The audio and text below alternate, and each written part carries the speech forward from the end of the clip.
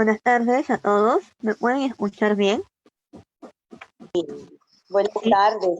ya, buenas Sí. tardes.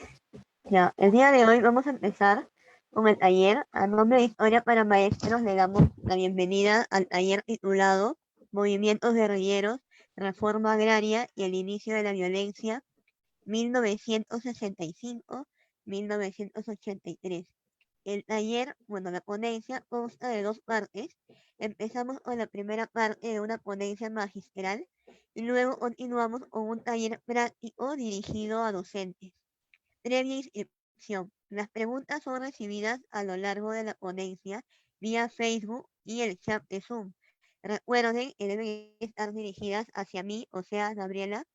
Una vez iniciada la ronda de preguntas, al finalizar la ponencia se enviará un link para las inscripciones al taller práctico. En esta primera parte vamos a contar con la ponencia del magíster Julio Abanto. Él es historiador por la Universidad Mayor de San Marcos, es parte del equipo de investigación del lugar de la memoria y encargado del Centro de Documentación e Investigación del lugar de la memoria. Ahora le damos paso a Julio, por favor. Muy buenas tardes, Gabriela, a todas las amigas y amigos que nos acompañan el día de hoy. Mi nombre es Julio Abanto, soy parte del equipo del Centro de Documentación e Investigación y quería agradecer esta oportunidad a Historia para Maestros por hacer posible la presentación de este material que se ha venido trabajando y que responde a dos premisas que quería compartir con ustedes. La primera, antes de continuar, por favor, les pediría a todos que apaguen sus micrófonos y las preguntas con Gabriela, como ya ella lo ha manifestado.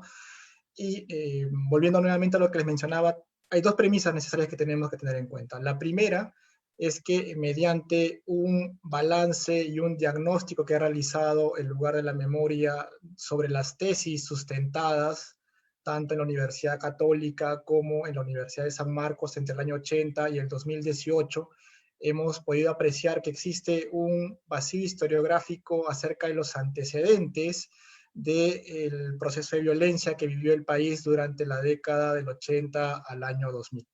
Entonces, como punto de partida, es importante conocer qué pasó en las décadas anteriores al año 80, y para ello hemos tomado como elementos de análisis, por un lado, los movimientos que ocurrieron en nuestro país de parte de las guerrillas en el año 65, y otro elemento medular que ha tenido honda huella en la historia y el devenir de nuestra sociedad, y me estoy refiriendo a la reforma agraria aprobada en el año 69. Y además del tercer componente, que es parte también de la presentación que vamos a ver el día de hoy, que hace referencia a los años iniciales del proceso de violencia que vive nuestro país. La segunda premisa que quería compartir con ustedes es que parte de la renovación y el aporte de los nuevos estudios se ven reflejados en el trabajo de fuentes históricas, y para ello estamos utilizando información proveniente de las actas del Consejo de Ministros, que ustedes la pueden encontrar, están en línea, y fue un trabajo conjunto realizado entre la Universidad de San Marcos y la Presidencia del Consejo de Ministros. Esta nueva fuente, que no ha sido aprovechada todavía por los investigadores, es reciente y tiene mucha información inédita que nos permite comprender estos años previos y el mismo inicio del proceso de violencia en nuestro país. Ahora lo que voy a hacer es compartir con ustedes la presentación del día de hoy y darles cuenta de esas tres secciones que vamos a ver a lo largo de esta exposición. Quedan un minutito para ver el tiempo.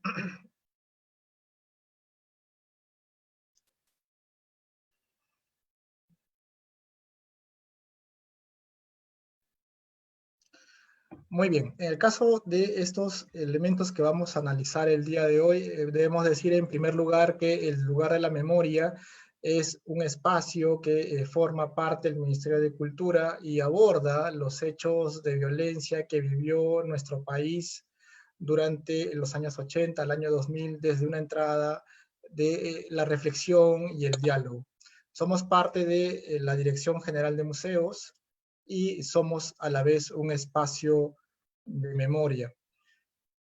Como ustedes comprenderán, analizar este proceso que vivió nuestro país durante esas 2 décadas es un proceso complejo y también nos lleva siempre a que son temas sensibles cuando uno tiene que tocarlo, analizarlo, examinarlo. Entonces, parte de los lineamientos que tiene lugar la memoria abordan en el lineamiento 1 y el lineamiento 3 el trabajo con fuentes históricas y el rescate de archivos, que es la fuente de información, y las investigaciones. Entonces, nosotros tenemos una plataforma virtual que ofrece más de 100.000 archivos en diversos tipos de soporte y en diversos tipos de información. Hay desde música, historietas, documentos desclasificados de la CIA, periódicos, etc. Y están al servicio tanto de investigadores, de académicos, pero también del público en general que quiere conocer un poco más acerca de lo que vivió el país. Entonces, esta es una primera entrada que con Historia para Maestros conversábamos acerca de la necesidad de poder tener un estudio que nos muestre los años previos a lo que conocemos como los años de violencia, la época del terrorismo que vivió el país desde el año 80. Entonces, un primer elemento de análisis que vamos a tomar en consideración, tanto con fuentes como bibliografía especializada, son los movimientos guerrilleros que se desarrollaron en nuestro país durante los primeros 5 años de la década del 60. Cuando hablamos de los movimientos y las guerrillas que hubieron durante esos años, hay que hacer un enlace necesario entre el contexto global y regional que vive a nivel latinoamericano y el contexto global, como les mencionaba, y cómo estos se enlazan con las guerrillas que van a tener un accionar en nuestro país. Me estoy refiriendo al Ejército de Liberación Nacional, por un lado, y por otro lado al MIR, al Movimiento de Izquierda Revolucionaria. Son estos dos grupos que se constituyen como guerrillas y van a tener actividades dentro de nuestro país. Cuando yo les mencionaba acerca del contexto global y regional, estoy hablando de inscribir el proceso peruano dentro de un espacio y un espectro más amplio que es la Guerra Fría. Cuando nos referimos a Guerra Fría, hay que tener en cuenta la conclusión de la Segunda Guerra Mundial y cómo se constituye un mundo bipolar, tanto en un enfrentamiento entre dos potencias como son Estados Unidos y la Unión de Repúblicas Socialistas Soviéticas, la URSS, entre el 45 y el año 89. Esta denominada Guerra Fría hace presente un contexto de permanente tensión y de amenaza entre un enfrentamiento entre ambos bloques, ambas potencias, que traen tras de sí a otros países, y muestra de estas tensiones y conflictos se van a apreciar en diversos países, en diversos continentes en el mundo. Finalmente, el involucramiento tanto de la inversión y el financiamiento económico, por ejemplo, la denominada guerra espacial o también la inversión en armamento y en tecnología, hace que finalmente haya una sobreexigencia entre ambos países y culmine con el colapso de la URSS hacia fines de la década de los 80, que va a culminar con la caída del muro de Berlín y también con la desaparición de este país, y va a dar origen a múltiples repúblicas y otras formas de gobierno.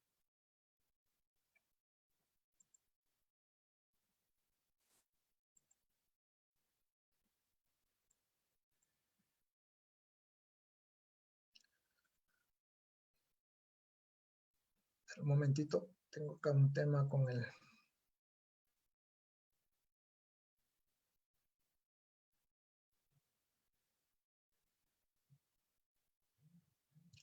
Ya, muy bien. El otro aspecto que debo mencionar es, dentro de la Guerra Fría hay un evento que se convierte en un referente para los jóvenes y los partidos de izquierda de ese tiempo. Estoy hablando de la Revolución Cubana, que ocurre en el año 59, se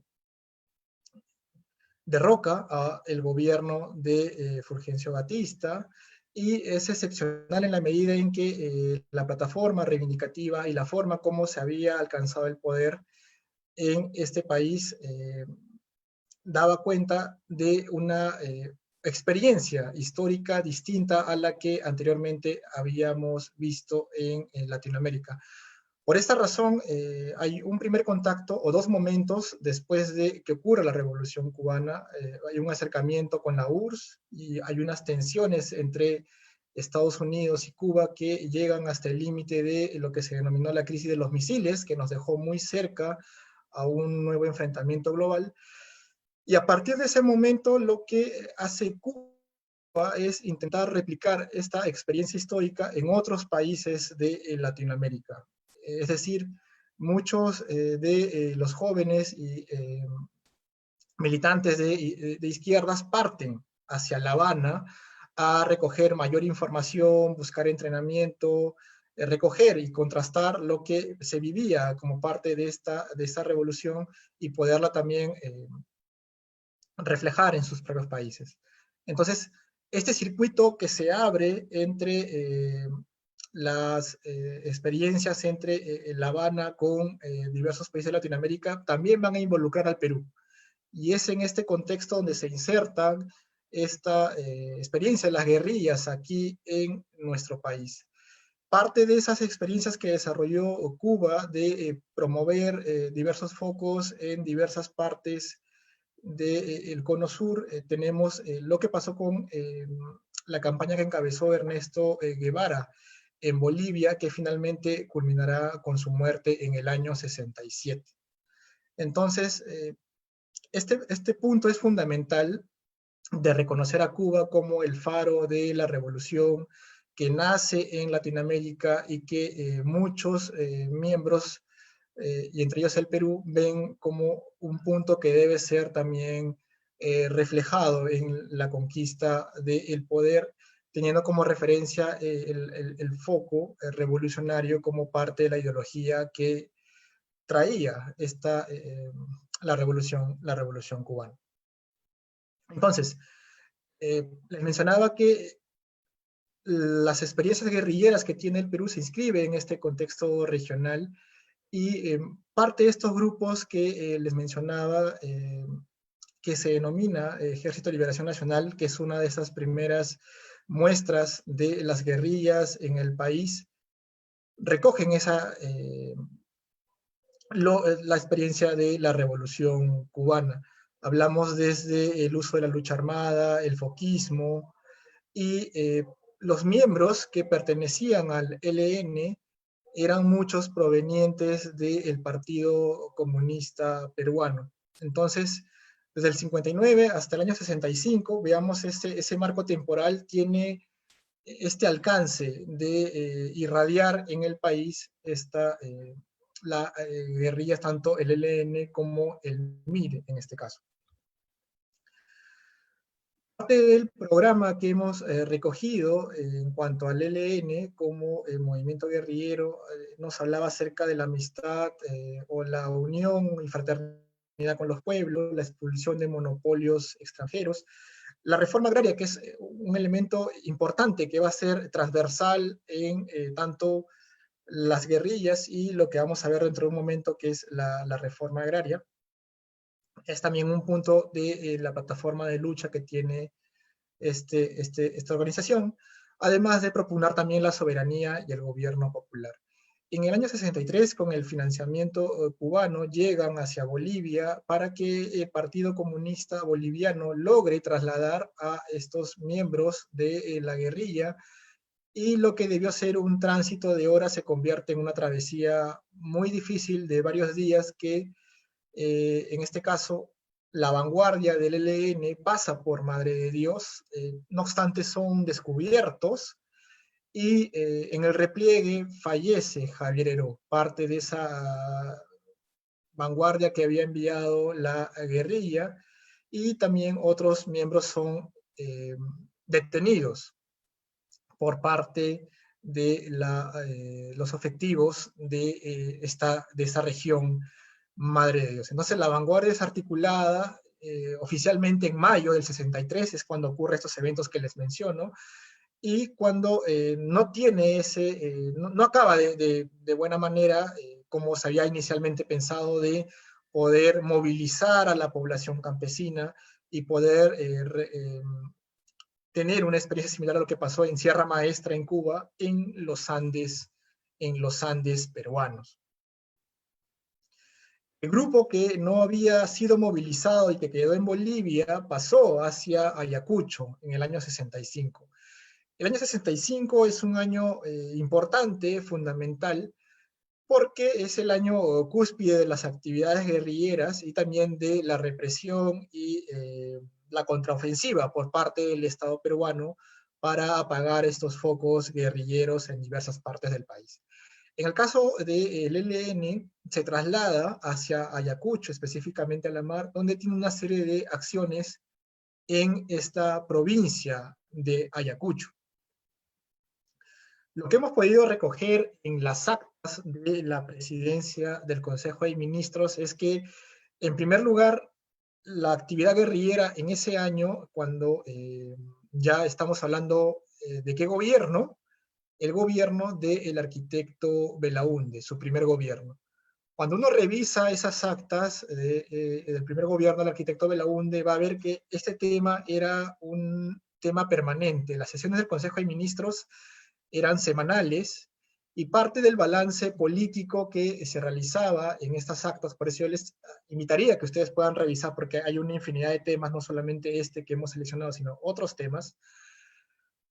Era un tema que preocupaba al gabinete y la primera decisión fue enviar a las Fuerzas Armadas a poder ubicar, identificar, cercar y finalmente atacar hasta lograr que estas fueran diezmadas y completamente desarticuladas. En un lapso de 6 meses, el ELN en la zona de Ayacucho fue completamente desarticulada y acabó esta experiencia del ELN que era financiada por Cuba y también tenía como perfil ideológico usar el foco revolucionario, que era, como les decía, una avanzada encabezada por intelectuales que movilizan a la población para lograr y alcanzar la revolución continental.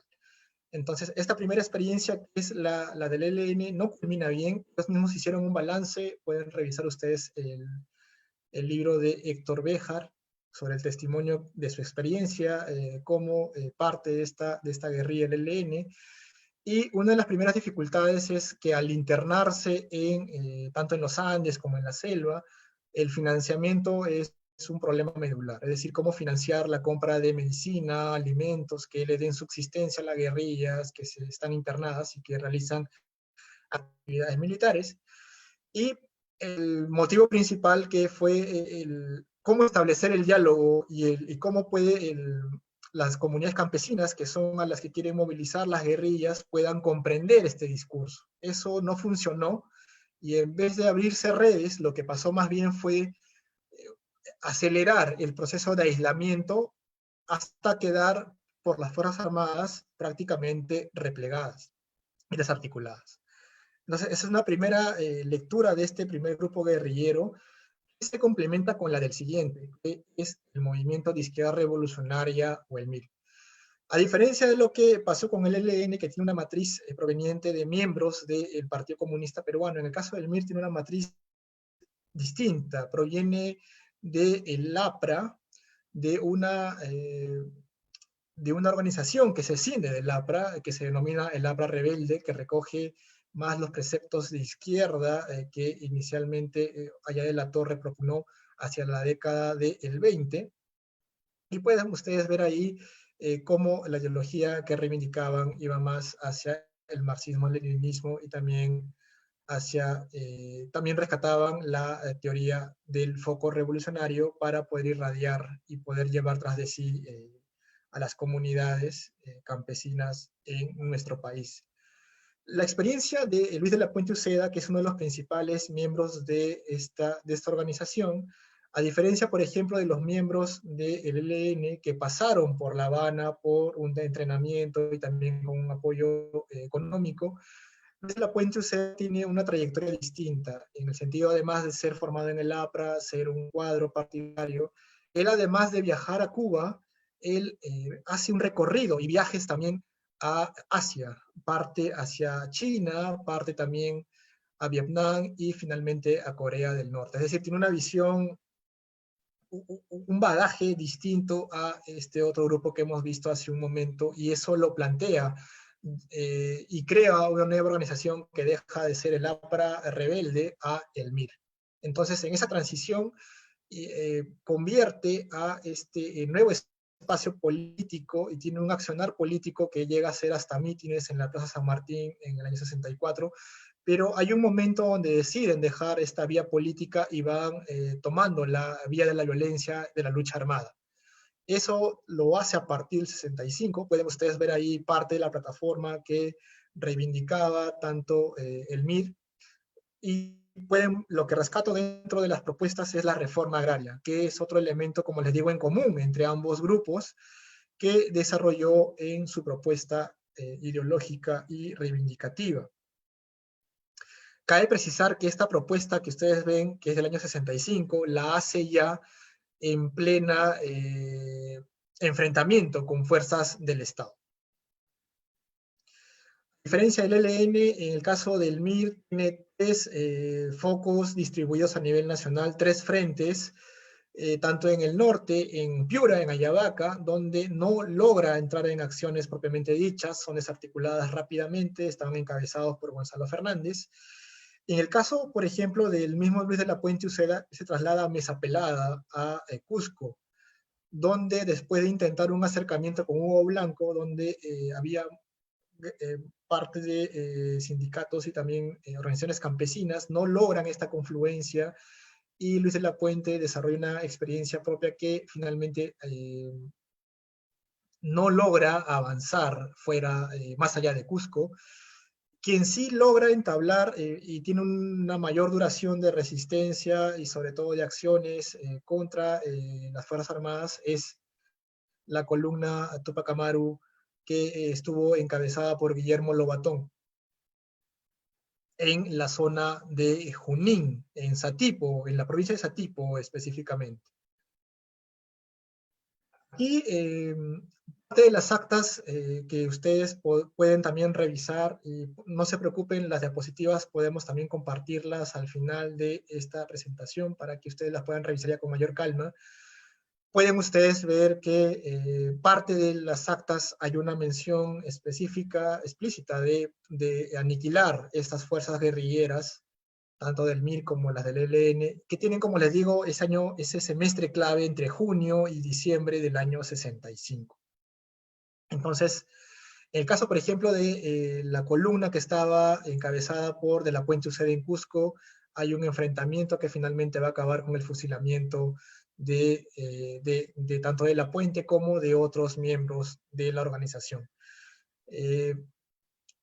Lobatón va a ser también capturado en Junín a inicios de enero del 66, y acaba esta experiencia del MIR en nuestro país.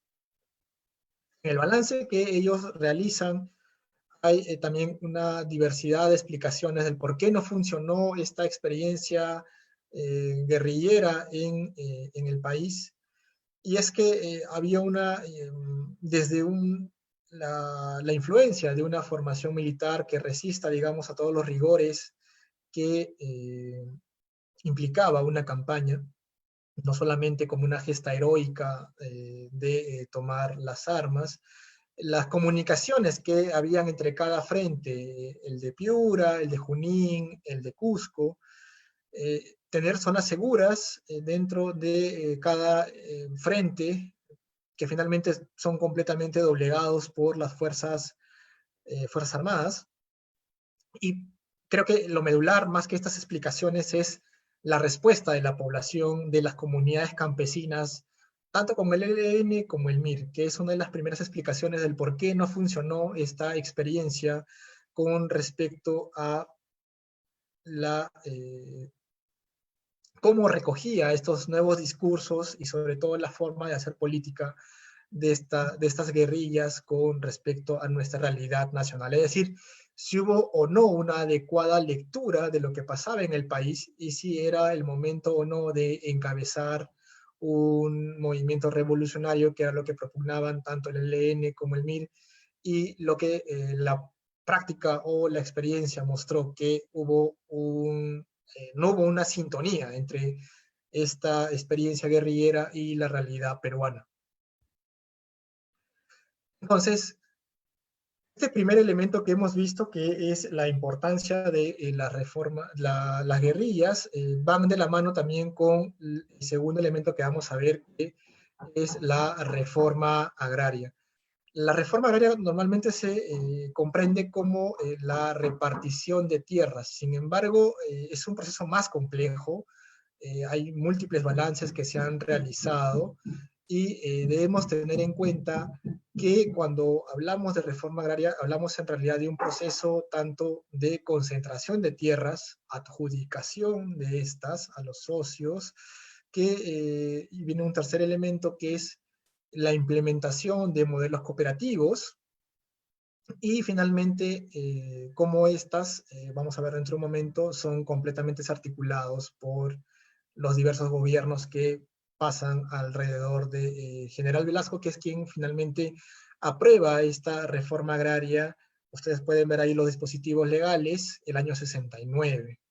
Entonces, esta forma de realizar la distribución de la tierra, la reforma agraria, se realiza bajo un modelo cooperativo en diversas entidades como las SAIs, que son las sociedades agrícolas, las cooperativas y las empresas. Es decir, hay que tener en cuenta eso, ¿no? La concentración de tierra que hace el Estado, la adjudicación y cómo se gestiona la tierra a través de estos modelos de cooperativas. Hablar de este proceso implica, según tanto Enrique Mayer como también Héctor Béjar, proponer una periodificación. Y eso es quizás lo que los historiadores siempre buscamos, y otras disciplinas que han investigado el tema, como la sociología o la antropología, allí han discutido bastante.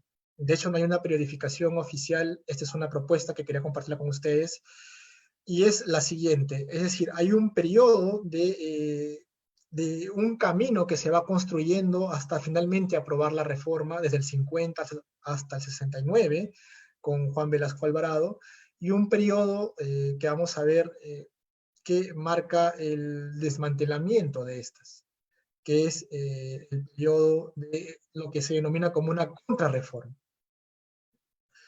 Cuando hablamos de esa construcción de la reforma agraria, vamos a ver que hay antecedentes muy poderosos que van a obligar al Estado peruano a tomar ese tipo de medidas. Estamos conversando acerca del papel que tienen las movilizaciones y los movimientos campesinos que buscan y luchan por conseguir nuevamente tener el control de sus tierras que han sido en algunos casos despojadas por hacendados en diversas partes del país. Ojo, también debemos tener en cuenta que la dinámica de las haciendas que existieron hasta ese año 69 tienen una dinámica distinta a lo que ocurre, por ejemplo, en la Sierra Norte con Cajamarca, lo que ocurre en el centro con Junín, o lo que ocurre en el sur con Ayacucho, Cusco, Puno, Arequipa. Tienen una dinámica diferente. Y eso, digamos, se contrapone también a las haciendas de la costa norte, las azucareras. Entonces, eso también hay que tener en cuenta la configuración social que van a aplicarse en cada tipo de hacienda a lo largo y ancho de nuestro país. Como parte de los antecedentes, debemos mencionar que los movimientos campesinos son importantes, obligan a un primer piloto que realiza la Junta Militar, que había hecho un golpe de Estado al gobierno de Manuel Prado, y el gobierno del general Ricardo Pérez Godoy aprueba en el 63 una ley que se aplica específicamente en la zona de la Convención en Cusco. ¿Por qué en esta provincia? Porque era donde se habían identificado los mayores brotes de protestas por parte de una distribución y lucha por la tierra. Además, recordemos que esta zona es donde se encontraba Hugo Blanco, uno de los principales líderes que también encabezaban estas movilizaciones. En el primer gobierno del arquitecto Belaúnde aprueban una importante ley, que es la Ley de Reforma Agraria, pero tiene un alcance limitado por la oposición que tiene dentro de las bancadas en el Parlamento Nacional. Finalmente va a ser Juan Velasco Alvarado quien promulga y aprueba esta reforma el año 69. Vamos a ver dentro de un momento cuál es el impacto y los alcances que tiene esta reforma y por qué fue tan importante para el país. Ahora veamos qué pasa después del gobierno de Velasco. Enrique Mayer propone una periodificación que denomina de chino a chino. Estamos hablando de Juan Velasco Alvarado hasta el gobierno de Alberto Fujimori. ¿Por qué lo propone de esa manera? Porque él encuentra una lógica y una explicación entre lo que ocurre el año 69 y el año 2000. Es decir, hay un progresivo desmantelamiento de lo que Velasco dispone en diversos dispositivos legales hasta finalmente llegar al gobierno de Alberto Fujimori. Por ejemplo, en el caso del gobierno de Morales Bermúdez, después de deponer y dar un golpe de Estado a Juan Velasco Alvarado, hay una primera medida que es el retiro, el apoyo a las cooperativas, que eran quien gestionaba todo lo referente al sector agrario y también a la administración de la tierra.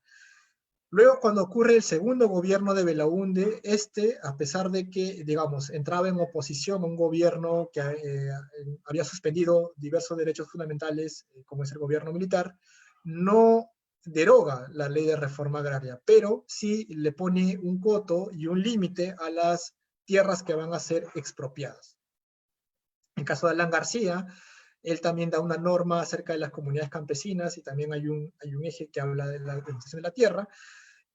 Pero el gran problema ya de este gobierno hacia el final de la década de los 80 es dos problemas, ¿no? El problema de la hiperinflación muy grave que se siente en todos los hogares peruanos y el problema del terrorismo que azota y también ataca a diversas cooperativas como la SAIS Cahuide en la región Junín. Finalmente, quien le da la estocada a la reforma agraria es el gobierno de Alberto Fujimori. Deroga la ley de reforma agraria, se disuelve y liquida el Banco Agrario, el Fuero Agrario y se privatizan las últimas cooperativas que estaban a cargo del Estado. Que ustedes puedan ver un poco la dimensión, eso requiere ejemplificarse, por eso es que le decía que es un tanto complejo. Y lo que hemos querido para esta presentación es enfatizar más el aspecto sociopolítico más que la dinámica económica, agraria, que también, digamos, tiene sus propios investigadores, y que ustedes pueden revisar con mayor detalle, ya que el año pasado se conmemoraron 50 años de la reforma agraria. Hay videos en YouTube, tanto en San Marcos como en la Universidad Agraria, donde ustedes pueden revisar con mayor detalle la reflexión y la discusión acerca del legado de la reforma agraria. Ahora, volviendo al tema, cuando vemos acerca de la proporción de las tierras que son expropiadas, que es esta primera fase, como les digo, de qué cosa hablamos cuando entendemos la reforma agraria, estamos hablando de la expropiación y también después la adjudicación de la tierra. El caso durante estos 30 años, entre el 60 y el 90, la mayor parte de las tierras que van a ser expropiadas, casi un 87%, corresponde al gobierno militar y también va a ser el mayor porcentaje de tierras que se van a adjudicar. Y pueden ustedes ver también eso a nivel de hectáreas, cuánto significaba. Y no solamente eran tierras cultivables, sino también hablamos de otro tipo de tierras, de otros tipos de tierras como los terrenos cereazos, etc. En realidad es más complejo de lo que parece cuando hablamos de reforma agraria. Rápidamente los antecedentes, ya les había mencionado los movimientos campesinos, Hugo Blanco, por eso es que se tomó la decisión por parte del Estado peruano de estudiar con seriedad la aplicación de estas medidas, porque eran detonantes y estaban incubando una efervescencia social en diversas partes del país. Por eso es que el 62 se aprueba esta primera ley que va a ser la base, como su nombre dice, de la reforma agraria, pero digamos un alcance ya nacional va a hacer constituirse la reforma que aprueba el año 69 General Velasco. Nuevamente estas dos normas que son antecedentes previos a la reforma del gobierno revolucionario. Y digamos, hay un aporte que queremos dar. El aporte es la nueva información que hemos encontrado en las actas. Ustedes pueden ver cómo eran las tensiones, la discusión de este tema, de cómo se presentaba en el Consejo de Ministros. Porque recuerden ustedes que la reforma agraria no se aprueba inmediatamente, que el gobierno toma el poder. El 3 de octubre del 68 ocurre el golpe de Estado contra Belaúnde, pero la reforma no se aprueba sino hasta el año siguiente. Entonces ustedes pueden hacer un seguimiento a las posiciones en el gabinete y finalmente cómo esta va a aprobarse técnicamente y políticamente en la sesión del 23 de junio.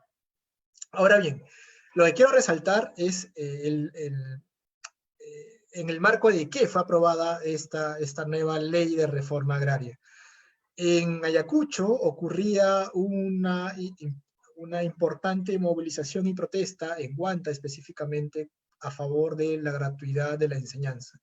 Y esta protesta estaba abriéndose en diversas provincias en la región y amenazaba también con abrirse a nivel nacional. Eso mediáticamente y sobre la imagen del gobierno de las Fuerzas Armadas,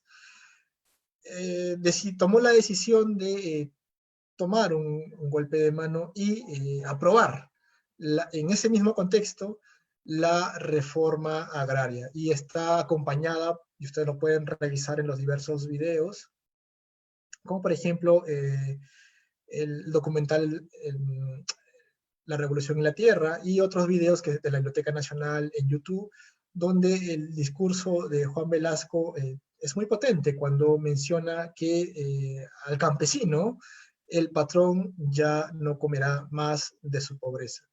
Entonces, el detalle que quería mencionarles es que la aprobación de esta medida de la reforma agraria se desarrolla en medio de una protesta en la zona de Ayacucho, específicamente en Huanta. Y esto, como señala Carlos Iván de Gregory en su libro El surgimiento del Sendero Luminoso, es un antecedente directo a lo que va a pasar después con el surgimiento de este grupo terrorista en ya la década del 80.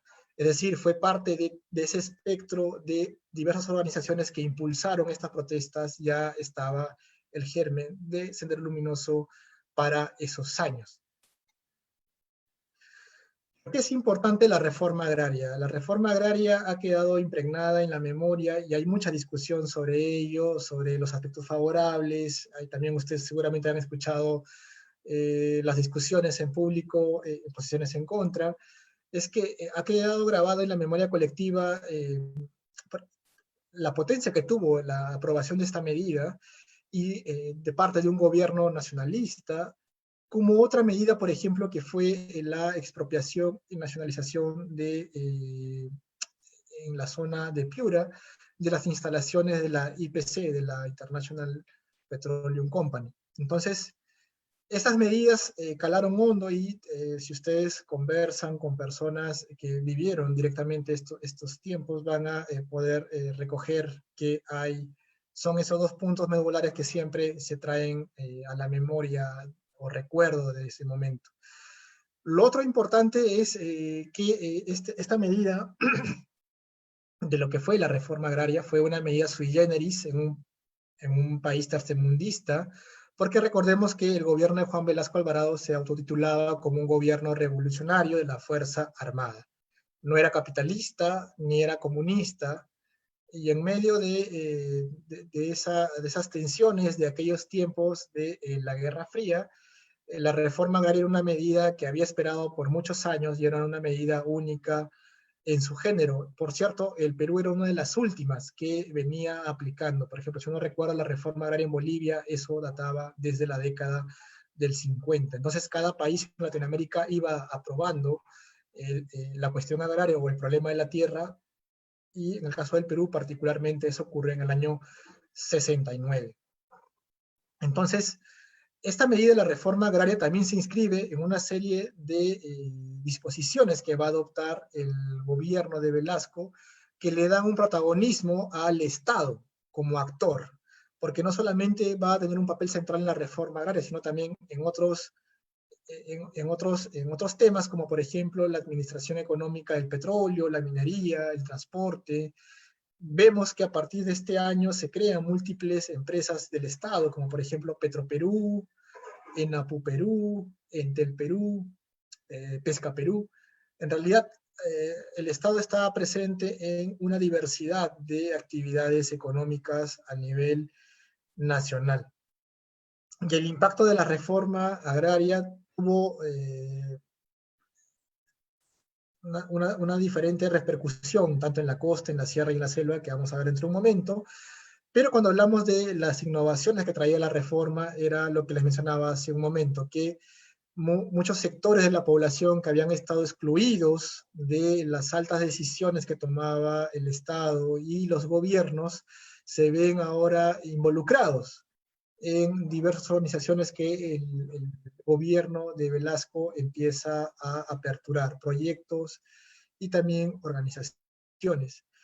Estamos hablando también de el problema principal que atendía la reforma agraria y que pretendía solucionarlo, que era la redistribución de los ingresos frente a un problema que tenía la sociedad peruana, que era la grave desigualdad social. Y finalmente, como les mencionaba, se deja de utilizar el término indio y se reemplaza por el de campesino. Indio tenía un término peyorativo, denostativo, y ahora, como les dije, el discurso de Velasco, campesino, el patrón no comerá más de tu pobreza, es un nuevo concepto que se instala y empezó también a utilizarse como parte de nuevos estudios en las ciencias sociales. 1/3 de las tierras fueron expropiadas, las haciendas dejan de utilizar el servicio personal, los yanaconas. Ustedes pueden revisar, hay muchos videos de cómo se rendía pleitesía a los hacendados, se les cargaba a algunos hasta en andas.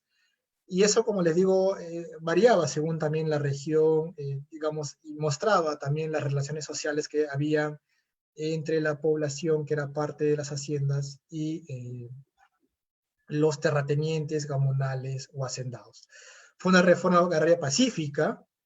No obstante, lo que tuvo en contra fue ya las expectativas que tuvo inicialmente no acaba como se esperaba con los resultados que se obtienen, porque hay una caída de la productividad, el modelo de cooperativa también culmina en fracaso y termina en una minifundización, es decir, una parcelación entre diversas personas que van recibiendo la tierra hasta dividirse en pequeñas parcelas. Entonces, eso es también algo que debemos tener en cuenta, al igual que lo que ocurre en diversas partes y en diversas regiones naturales del país, como en la costa, donde principalmente hay haciendas azucareras, o también en la sierra, donde terminan por desaparecer las haciendas como tradicionalmente se administraban, y hubo mucha resistencia por parte de las comunidades a cooperativizarse, y en el caso de la selva, no impidió que el sistema de llegada de colonos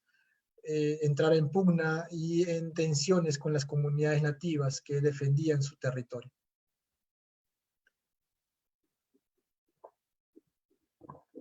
Entonces,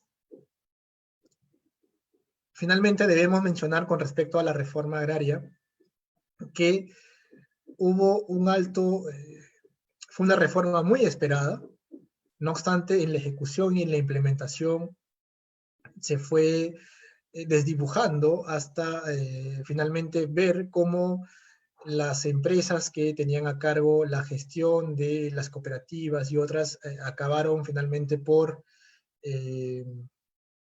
no producir lo esperado, desintegrarse, y pueden ustedes ahí también encontrar un contraste de las memorias. Por ejemplo, si uno revisa el testimonio de Sosimo Torres, su experiencia en la hacienda Huando, aquí en la región de Lima, puede también ustedes encontrar cómo, y este testimonio lo he podido recoger yo personalmente, de cómo era la vida en una hacienda, la vida cotidiana en la hacienda, por ejemplo, Casagrande, que era administrada por la familia Gildemeister, una familia de origen alemán, y cómo migrantes cajamarquinos entregaban su mano de obra para cortar la caña, ser parte de esta hacienda, y cómo la hacienda les ofrecía tanto el bazar para comprar los productos, el tren hacia la playa, el cine, la escuela, el centro médico, una ciudad propiamente se convertía la hacienda y sus alrededores. Entonces, eso cambia drásticamente porque después que se toma el control por parte de la reforma agraria que implica despojar a los terratenientes o hacendados de sus haciendas, pasan al nuevo control del Estado, quien entrega finalmente a los socios para que puedan gestionar las haciendas. En el caso, por ejemplo, de Casagrande, después de esto, el testimonio que les comento muestra con profunda desazón, pena, cómo esa vida que era tener en la década del 60 cambia drásticamente cuando llega la nueva administración y prácticamente entra en una crisis Casagrande hasta el día de hoy, por ejemplo, donde vemos que se litiga por el control de la dirección de la azucarera y ya no tiene la misma dinámica como tuvo antes. La familia Gildemeister finalmente acaba saliendo hacia Chile y deja atrás todas sus inversiones. Así como esta historia, hay múltiples historias en las diversas haciendas que todavía no han sido sistematizadas y que esperan todavía el trabajo de un docente o también de un historiador que pueda recogerlas. Y finalmente, para terminar esta sección, hablamos de la caída que significó la reforma agraria, para que ustedes un poco puedan contextualizar de qué estamos hablando cuando decimos que la reforma agraria no cumple sus objetivos.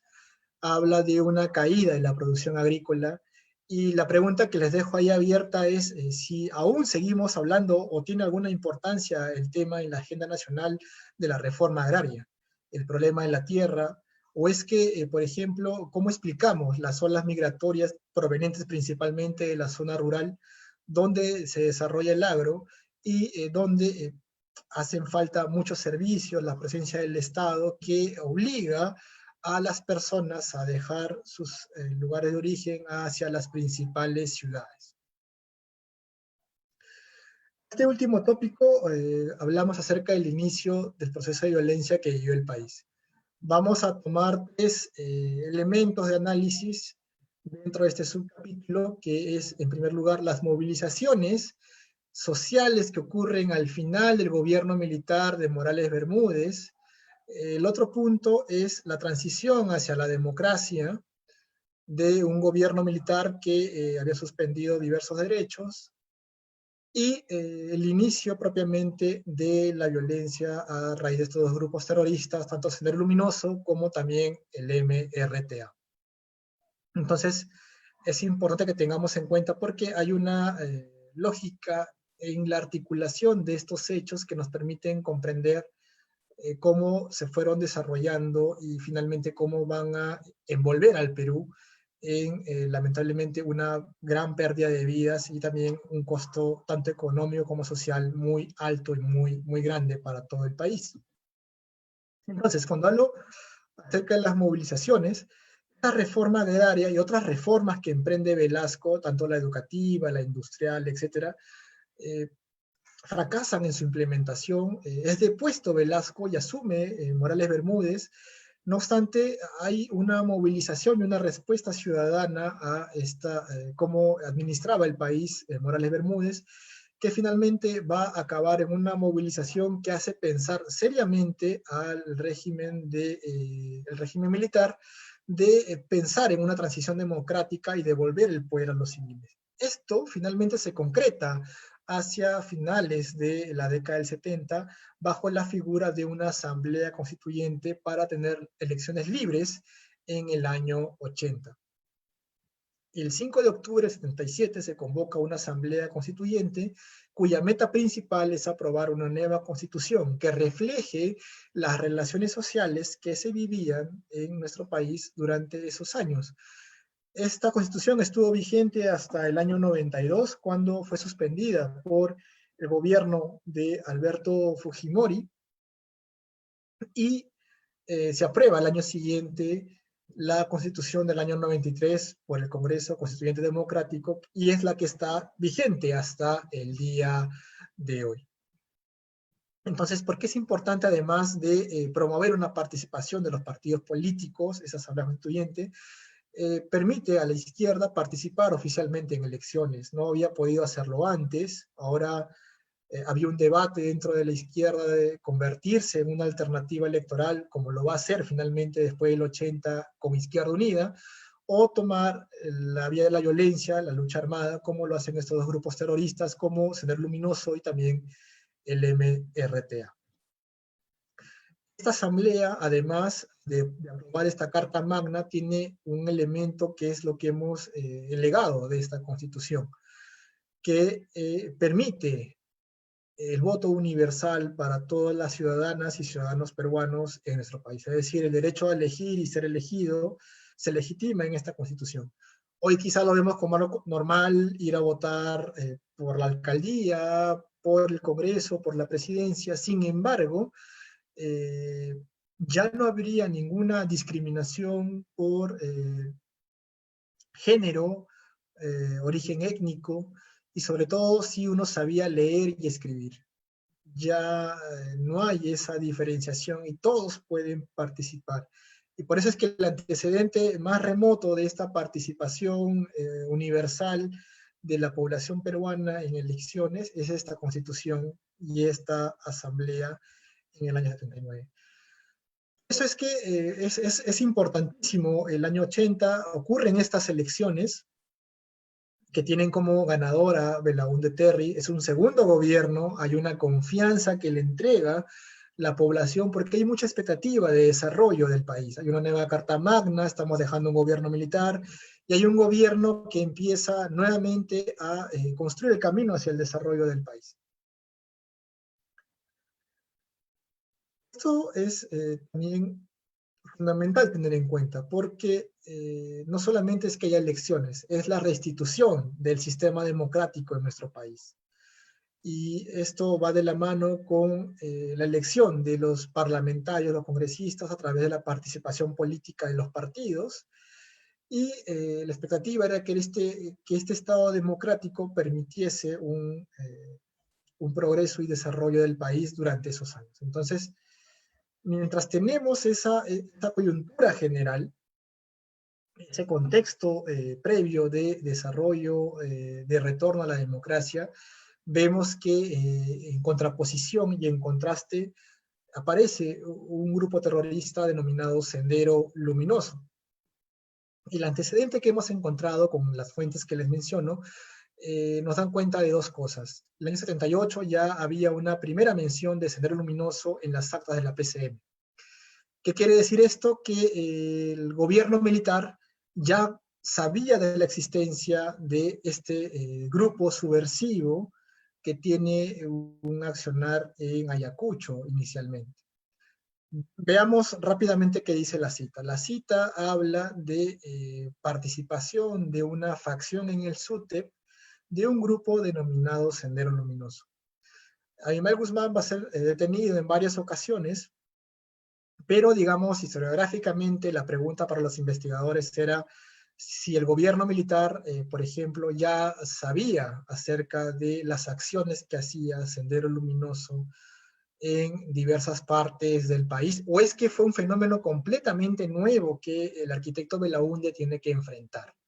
Entonces es una pregunta allí que va también para la reflexión y también para futuros estudios. En el caso de Abimael Guzmán, había sido parte de una, convocado como profesor, él es egresado de la San Agustín de Arequipa, es convocado como profesor como parte de la modernización y reapertura que hace la Universidad San Cristóbal de Huamanga. Estuvo cerrada desde la Guerra del Pacífico, se reabre a fines de la década del 50, y este proyecto de modernización incluye a diversas personalidades y entre ellas a Aimel Guzmán. Obviamente son dos cosas distintas, la modernización por un lado con diversos intelectuales y también la llegada de Aimel Guzmán que venía con un proyecto propio y que finalmente acaba con la, eh, la emergencia de Sendero Luminoso como un grupo subversivo que desarrolla acciones terroristas a lo largo de la década del 80 hasta el año 2000.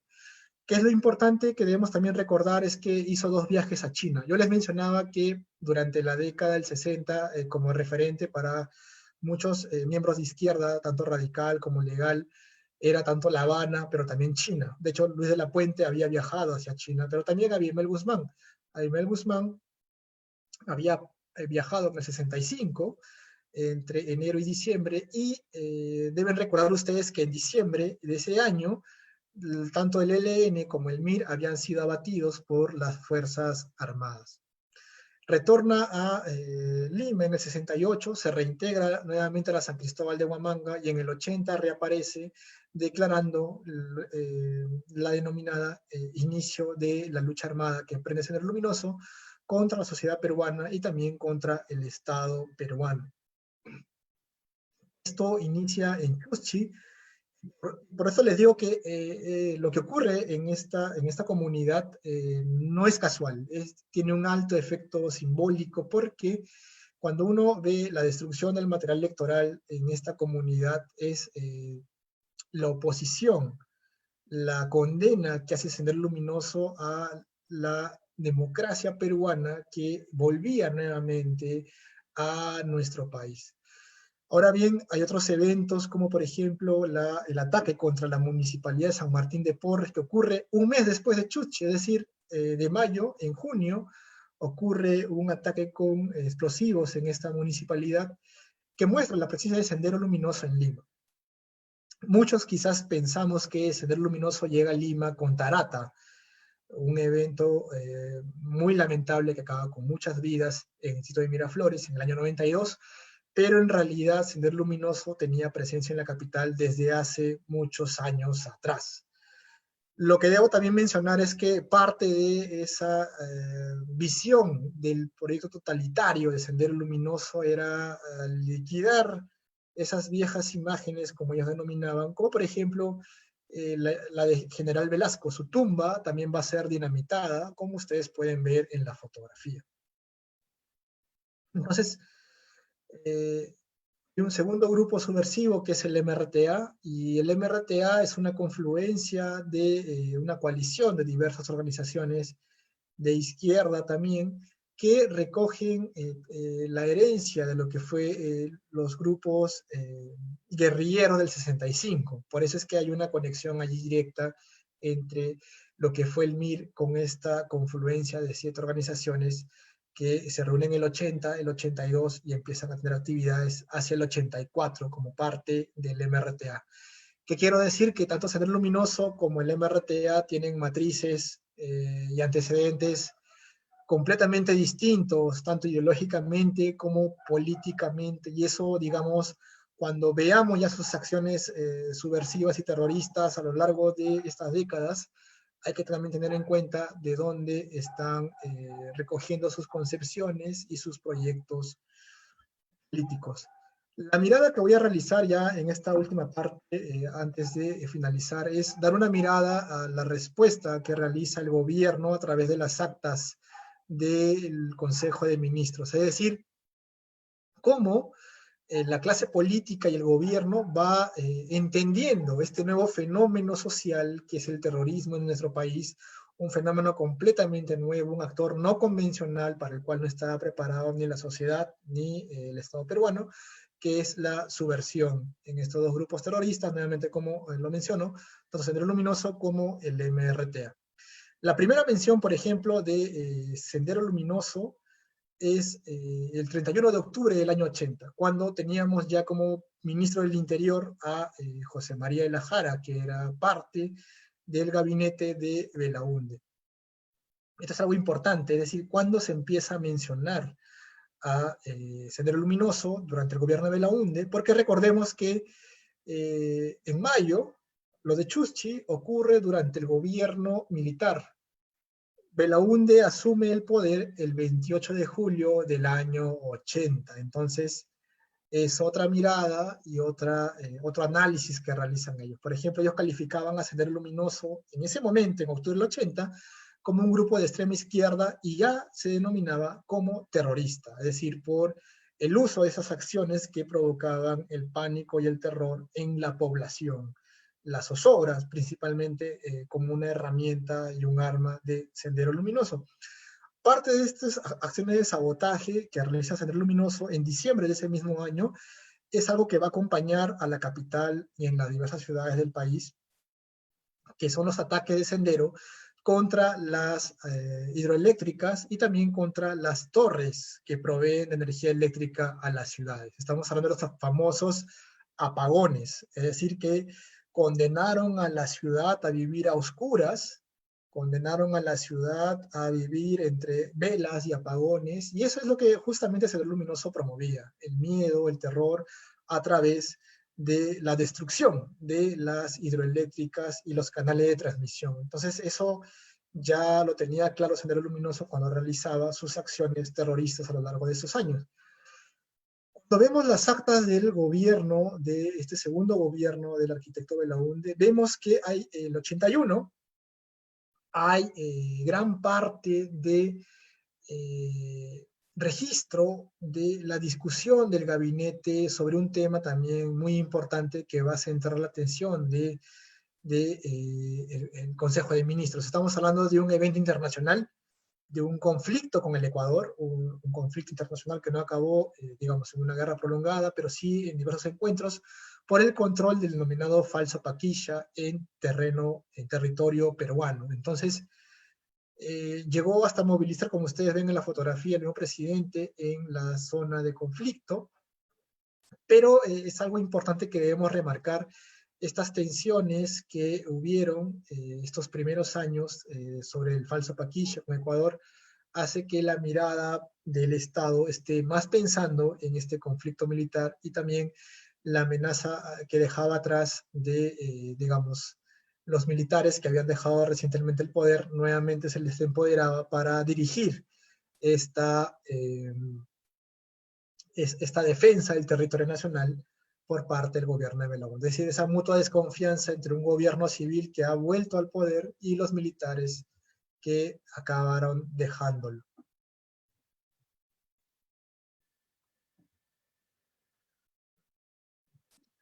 Bien, en el año 81 se expande la violencia en diversas provincias de la zona de Ayacucho.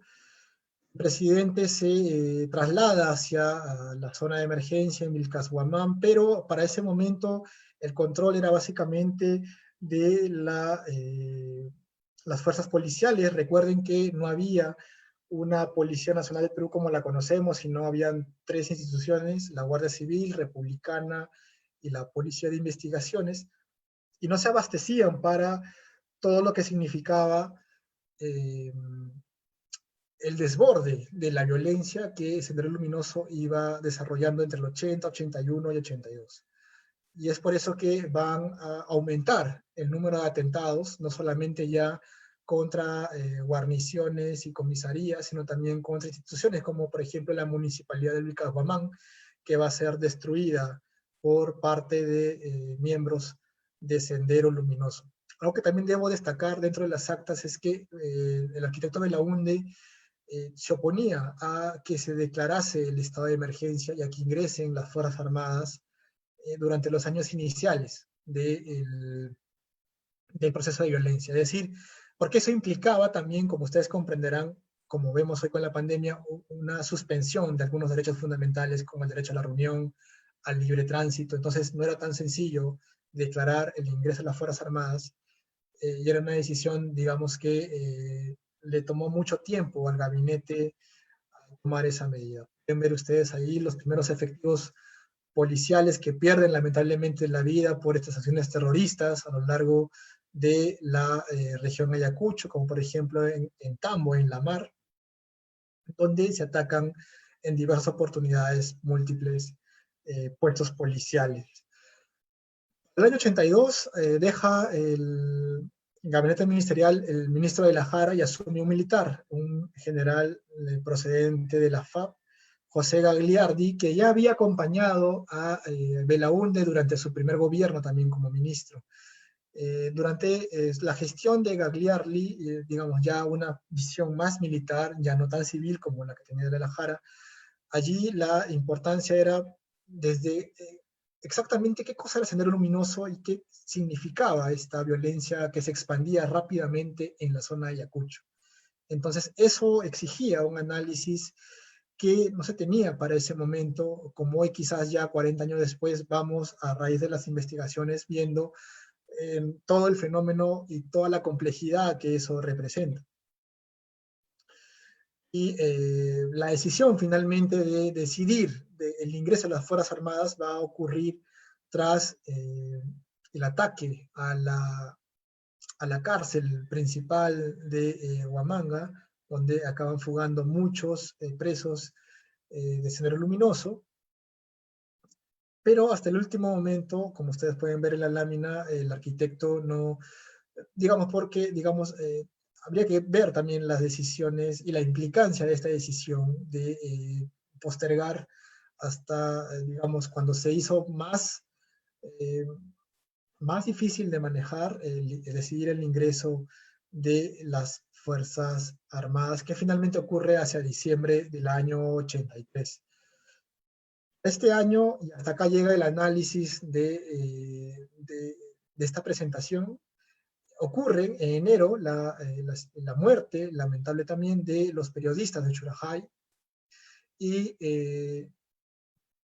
el asesinato y la masacre cometida por Sendero Luminoso en la comunidad de Lucanamarca en abril de ese mismo año. Entonces, ustedes mencionarán, pero ¿por qué, digamos, no se brindaron mayores respuestas a lo que va a ocurrir en nuestro país? Digamos, parte de esta explicación es que el 83 es un año también muy, muy convulsionado, no solamente por lo que ocurría en la zona sur del país, sino también en la parte norte. Teníamos un mega niño.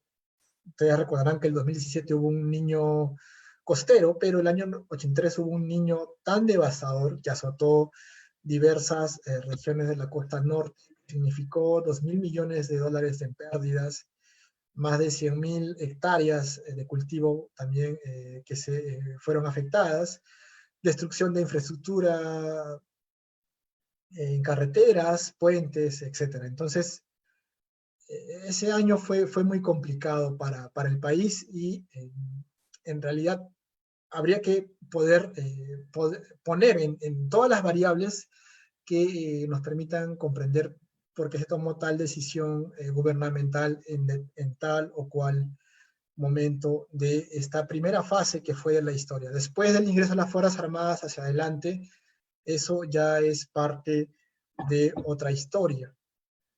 Allí ustedes pueden revisar con mayor detalle si están interesados.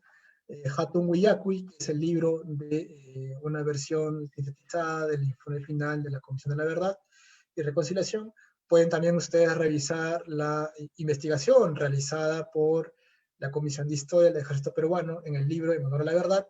Y también el día de hoy he podido revisar el libro del contraalmirante Carlos Sarmiento, cuyo título es Del Mar de Grau por la pacificación nacional, que es una visión de la Marina de Guerra acerca de su accionar dentro de los años de violencia. Entonces, ese es un periodo que da para una nueva presentación y es lo que quería con ustedes compartir hasta este momento. Les agradezco mucho la atención. Muchas gracias. Muchas gracias, Julio, por la ponencia. Está muy... Ahora vamos a pasar a la ronda de preguntas. No sé si hay algunas preguntas por el enlace de Zoom o por la transmisión en vivo en Facebook. Si tienen alguna pregunta, la pueden colocar en el chat.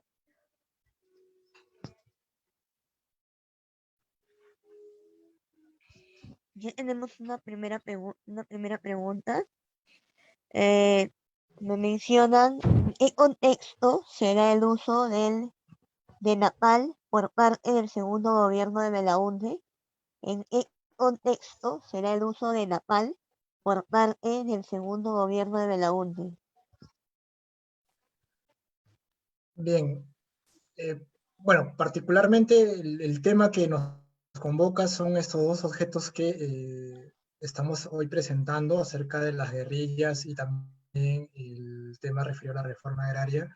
Quisiera un poco más puntualizar acerca de la necesidad de poder tener investigaciones. Ese es un gran vacío historiográfico que permita hacer un contraste entre la experiencia de las guerrillas como antecedente de lo que fue la subversión en la década del 80. No tenemos todavía un trabajo que pueda articular en larga duración que nos permita ver esas permanencias y esas fracturas que a lo largo de esos años fueron parte de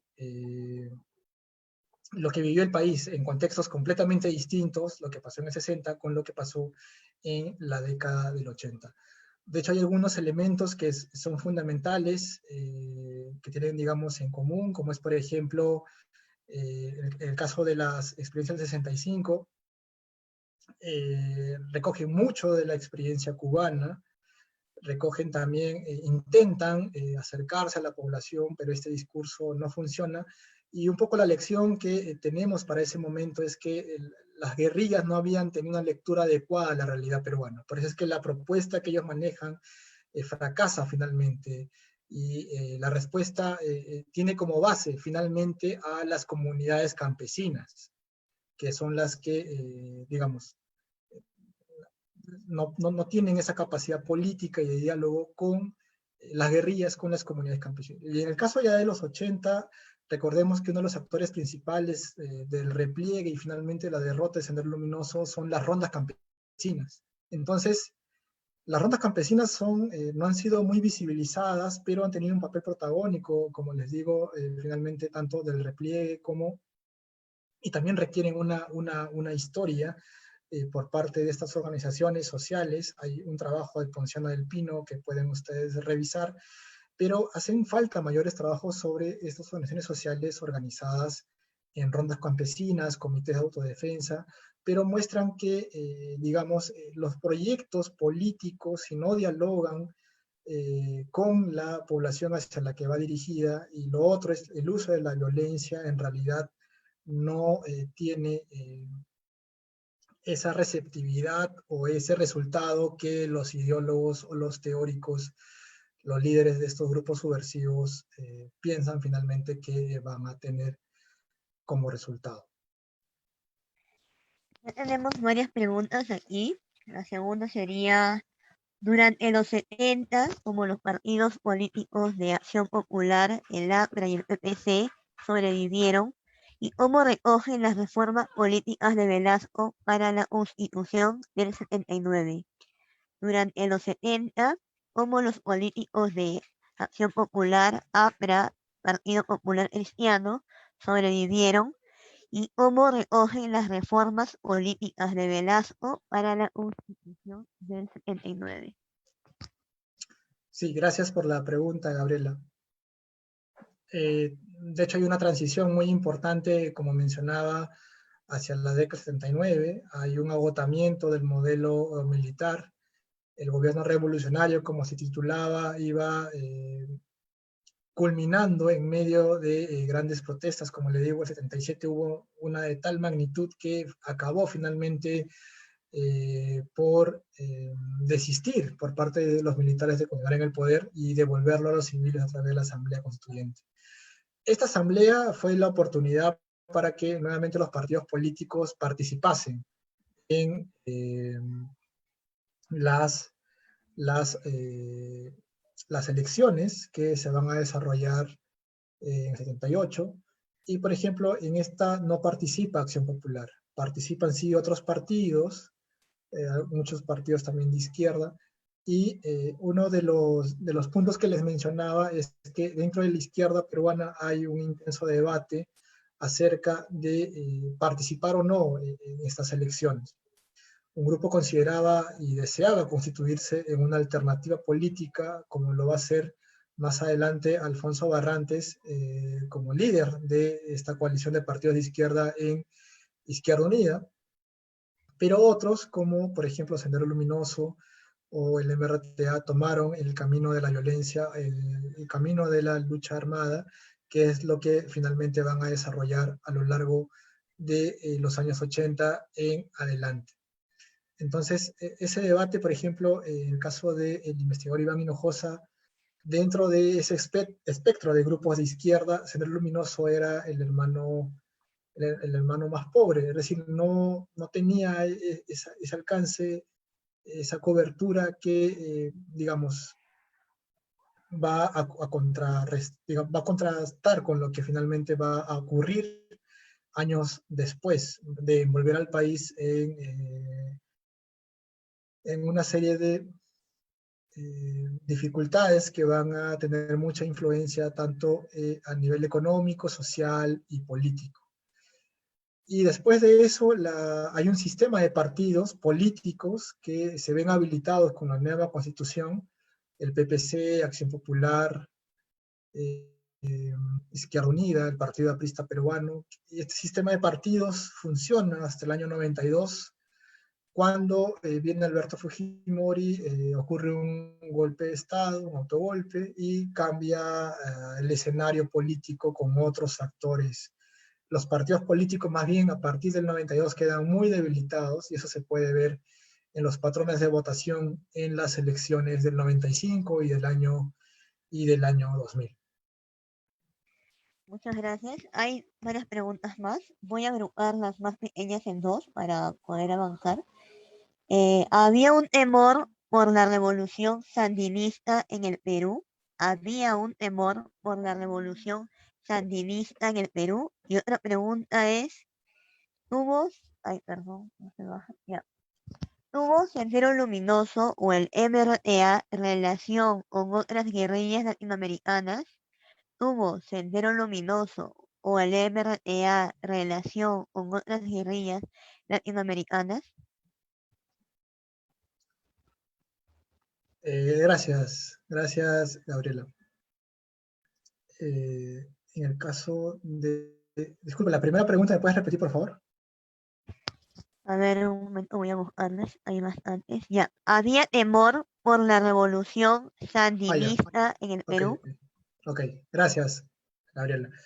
Sí, lo que debo mencionar es que debemos contextualizar cuando hablamos de las guerrillas en el año 65, que estas van de la mano con un contexto más general, con lo que pasa en la Revolución Cubana. La Revolución Cubana transita desde un apoyo con la URSS y después promueve una serie de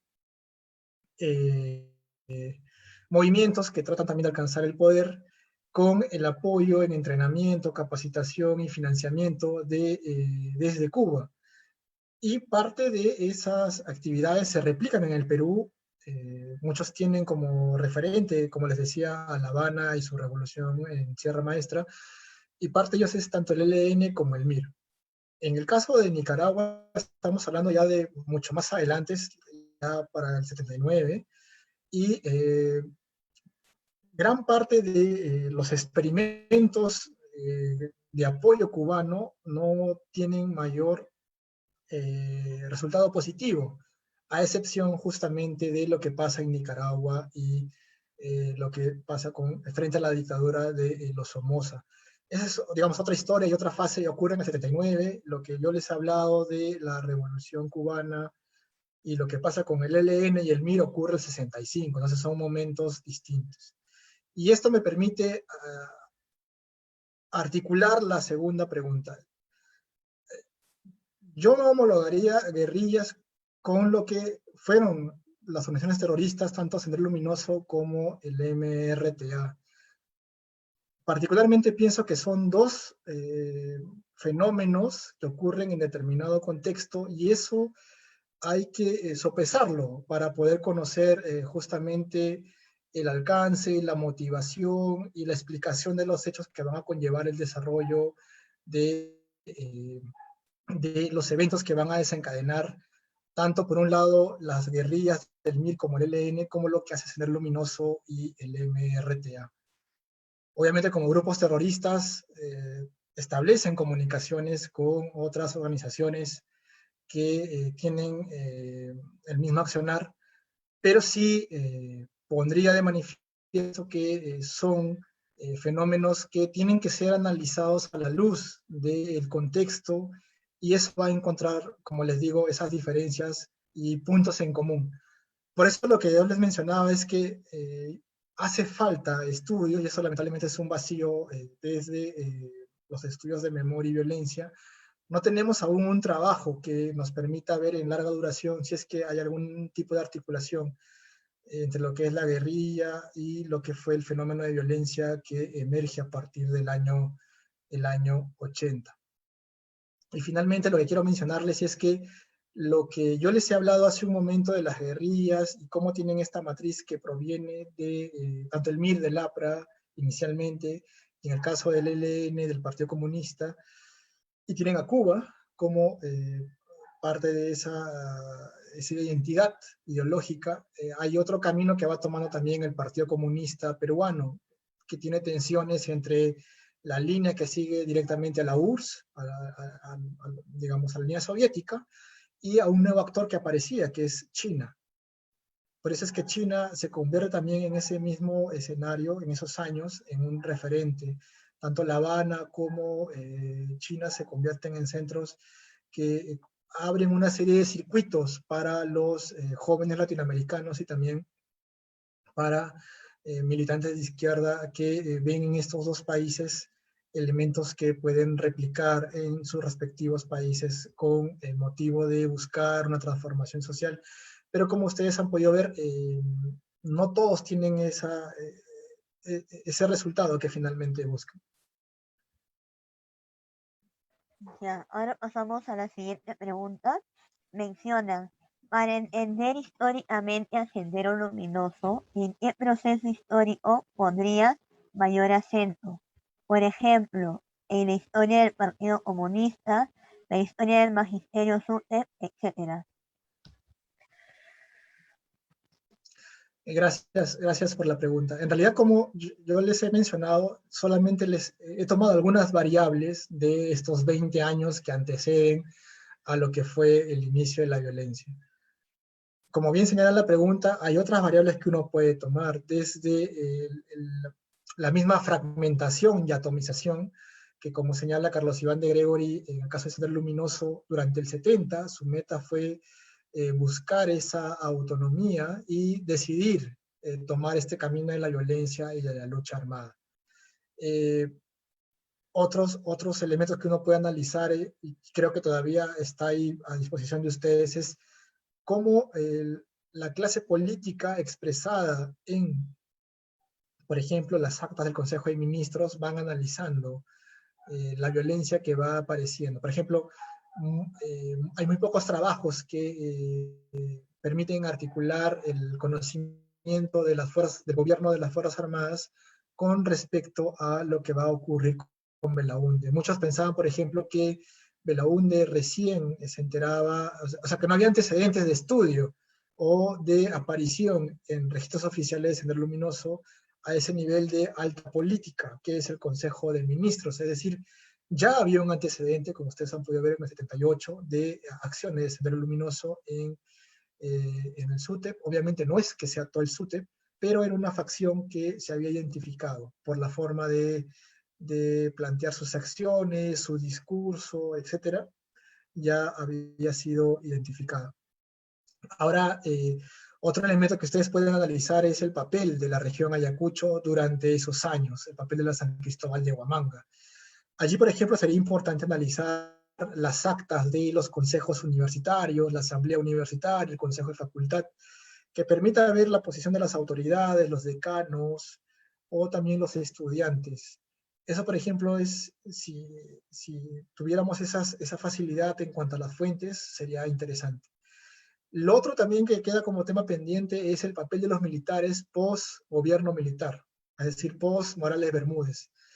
Y lo menciono porque muchos pensamos que el gobierno del arquitecto Belaúnde estaba dirigiendo los destinos del país, pero tenía una cuota de presencia militar en el gabinete que era esa cuota de transición de los militares para, digamos, evitar que se represalias o también, digamos, el desmantelamiento de lo emprendido por estos casi 12 años de gobierno militar. Entonces, ¿cuánto de esta influencia disuasiva pudo tener en el gabinete estos ministros dentro del gabinete del ministro de la UNDE? Como ustedes pueden ver, uno de ellos fue el general Gagliardi, de la FAB, y otros militares que ustedes también van a poder allí encontrar en las actas. No quiero darles como adelantarles, pero van a encontrar información inédita que es muy interesante, da como para estar un artículo, una investigación, una ponencia. La investigación está en línea, ponen ustedes al Consejo de Ministros, San Marcos PCM, y les va a arrojar, abarca desde el año 45 hasta el año 92. Es una información muy rica que no se ha todavía aprovechado. Ya, Gracias, ahora Nareli. una siguiente pregunta voy a buscar, porque son demasiadas y el tiempo no nos va a permitir. Eh, Voy a seleccionar alguna de ellas. Una que me pareció interesante es: ¿cuál es la similitud en la reforma agraria mexicana y la del Perú?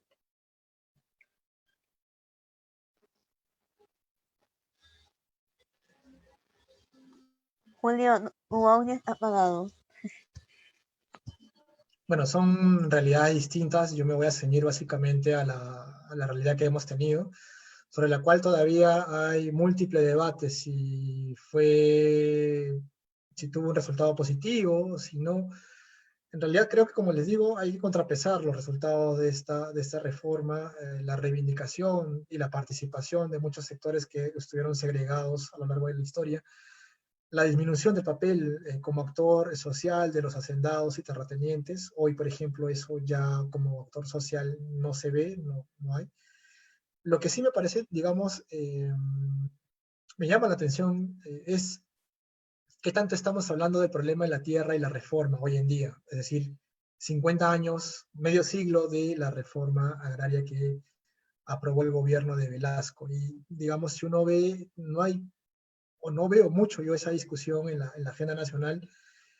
Quizás va más relacionado a lo que es actualmente los conflictos socioambientales, medioambientales, perdón, y su relación con las comunidades campesinas y comunidades también nativas, con el petróleo o también las mineras.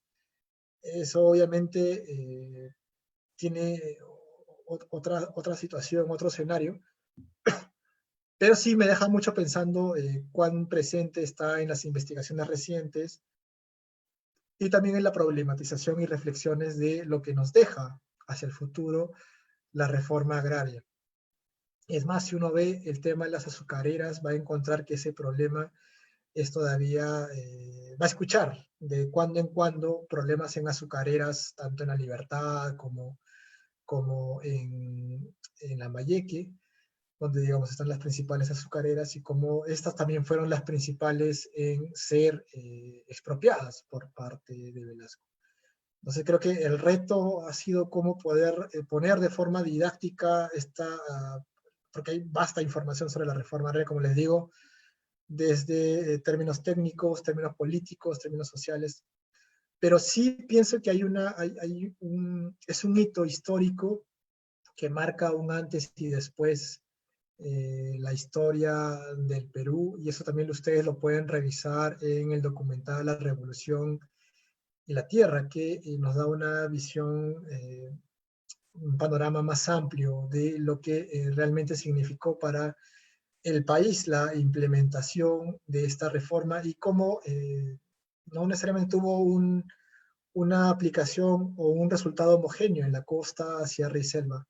Pero si uno habla de memoria, por ejemplo, va a encontrar posiciones a favor y posiciones en contra dentro de un fenómeno que se caracteriza por la complejidad, a pesar de que han pasado 5 décadas y esa es la distancia que tenemos con respecto a esa norma del 69.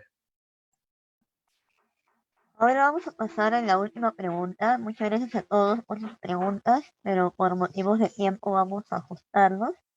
La última pregunta sería: ¿Cómo diferenciar un movimiento guerrillero de uno terrorista?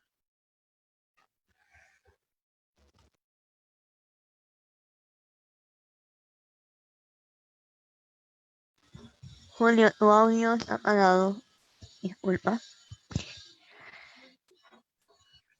Pienso que más que darles un lineamiento, es una labor que cada uno de ustedes puede hacer, es ir hacia el contexto histórico de cada una de estas experiencias que han habido en el tiempo en el Perú. Y lo que he podido apreciar particularmente es que son dinámicas completamente distintas lo que ocurre en el 65 y lo que va a suceder en el año 80.